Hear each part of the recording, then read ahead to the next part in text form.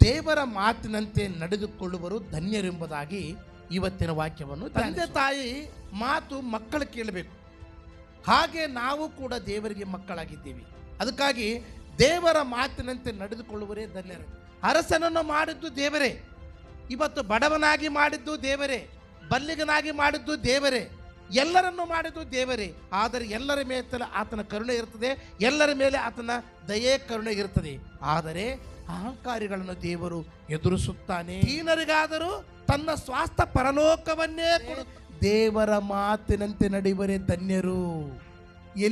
ಎಲೀಷನ ಕಾಲದಲ್ಲಿ ಎಷ್ಟೋ ಕುಷ್ಠರೋಗಿಗಳಿದ್ರು ಕೂಡ ಆರಾಮಾಗಲಿಲ್ಲ, ನಾಮಾನು ಗುಣವಾದನು. ಮತ್ತು ಎಲೀಷನ ಕಾಲದಲ್ಲಿ ಅನೇಕ ವಿಧಿವೇರಿದ್ದರು, ಯಾರಿಗೆ ಅವರಿಗೆ ಶುಭ ಆಗಲಿಲ್ಲ. ಒಬ್ಬ ವಿಧಿವೆ ಸ್ತ್ರೀ, ಆ ಒಬ್ಬ ಸ್ತ್ರೀ ಏನು ಮಾಡಿದಳಂದರೆ ತನಗಿರುವುದನ್ನೇ ಕೊಟ್ಟು ಬಿಟ್ಲು. ಪ್ರಿಯರ ಮಹಿಮೆ, ತನಗಿರುವ ಹಿಟ್ಟು ರೊಟ್ಟಿಯನ್ನು ಕೊಟ್ಟು ಬಿಟ್ಲು. ಅದಕ್ಕಾಗಿ ದೇವರು ತನಗಿರುವ ಐಶ್ವರ್ಯವನ್ನೇ ಕೊಟ್ಟು ಬಿಟ್ಟು, ಅದಕ್ಕಾಗಿ ವಿಧಿವೆಯು ತನಗಿರುವುದನ್ನು ಒಪ್ಪಿಸಿಕೊಟ್ಟು ದೇವರ ಮಾತನ್ನು ಕೇಳಿದಳು, ದೇವರ ಸೇವಕರ ಮಾತನ್ನು ಕೇಳಿದಳು. ಅದಕ್ಕಾಗಿ ಕುಷ್ಠನಾದ ನಾಮನು ಕೂಡ ಅಂತ ನಾನು ದೊಡ್ಡ ಪ್ರೆಸ್ಟೇಜ್ನಲ್ಲಿದ್ದೇನೆ, ನಾನೊಬ್ಬ ಯುದ್ಧ ಈರನಿದ್ದೇನೆ ಮತ್ತು ನಾನು ಮುಖ್ಯ ಸೈನಾಪತಿ ಇದ್ದೇನೆ, ಸೈನಾಧಿಪತಿ ಇದ್ದೇನೆ ಅಂತ ಅಂದ್ಕೊಳ್ಳಿಲ್ಲ. ಸೇವಕರು ಹೇಳಿದ ಹಾಗೆ ಮಾಡಿದ.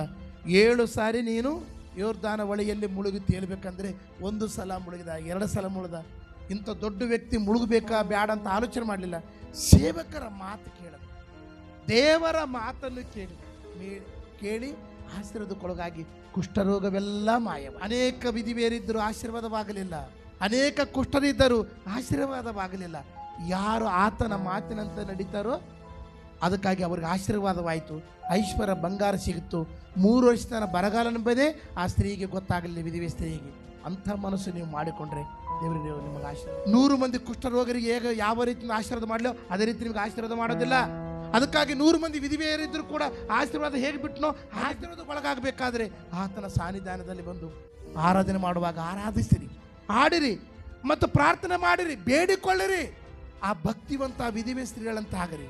ಭಕ್ತಿವಂತನಂತ ನಾಮಾನ ಕುಷ್ಠನಂತೆ ರೋಗಿಯ ತನ್ನ ರೋಗವನ್ನು ಕಳೆದುಕೊಂಡು ಆವತ್ತಿನ ದಿನ ದೇವರ ಮಾತನ್ನು ಕೇಳಿ, ನಮಗೂ ಒಂದು ಆತ್ಮಿಕ ರೋಗ ಇದೆ, ಅದೇ ನಮ್ಮ ಕರ್ಮದ ಪಾಪ, ಜನ್ಮದ ಪಾಪ, ಅವಳಿಂದ ಬಂದಿರುವ ಪಾಪ.